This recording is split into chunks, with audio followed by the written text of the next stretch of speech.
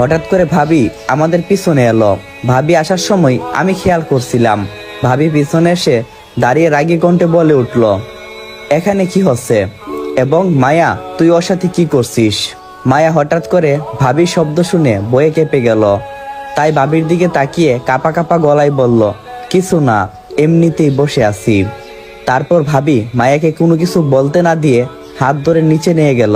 মায়াকে নিয়ে নিচে যাবার কিছুক্ষণ পর আমিও নিচে গেলাম। দেখলাম সবাই বসে আছে। আমি আব্বুর কাছে যেতেই আব্বু কোনো কথা না বলে আমাকে মারতে লাগলো। আমি তখন বললাম, আব্বু আমাকে মারছো কেন? আব্বু কোনো প্রকার কথা শুনছে না, শুধু আমাকে মেরেই যাচ্ছে।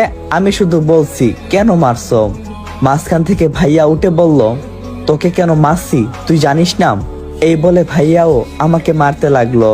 আমি তাদের হাতে পায়ে ধরে মিনতি করতে লাগলাম, আমাকে ছেড়ে দাও, অনেক ব্যথা হচ্ছে আমার।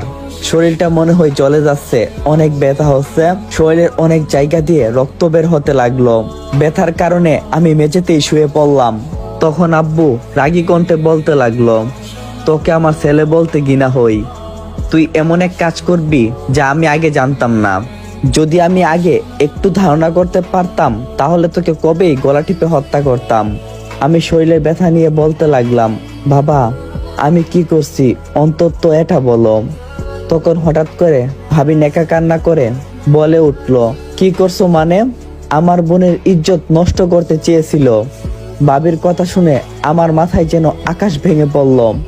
এসব কি বলছে ভাবি? ভাবি কি পাগল হয়ে গেছে?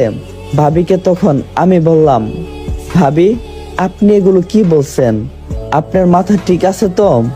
তখন ভাইয়া আমার সামনে এসে রাগী কণ্ঠে বলে উঠল, যা সত্যি তাই বলছে। মায়া নিজে আমাদেরকে বলছে তুই যে ওর ইজ্জত নষ্ট করতে চেয়েছিলি। আমি এতক্ষণে বুঝতে পেরেছি এদেরকে মায়ার মুখ থেকে আসল ঘটনাটা শোনাতে হবে। তাই মায়াকে উদ্দেশ্য করে বললাম, মায়া তুমি অন্তত বলো আমি এগুলো কিছুই করিনি। তখন মায়া নেকা কান্না করতে করতে বলল, হ্যাঁ তুমি আমার। বাকিটা বলার আগে মায়া প্রচুর কান্না করতে লাগলো। আমি বুঝে গেলাম ভাবি মায়াকে নিজের দলে করে নিয়েছে। এসব ভাবছি তখন আব্বু বলে উঠল, আমি এখনই তোকে তেজ্য পুত্র করব।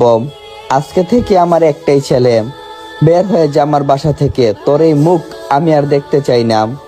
আমি কোনো কিছু বললাম না। আমি জানি এটা ভাবির সাজানো নাটক, যেই নাটকে মায়া শুধু একটা চরিত্র মারত।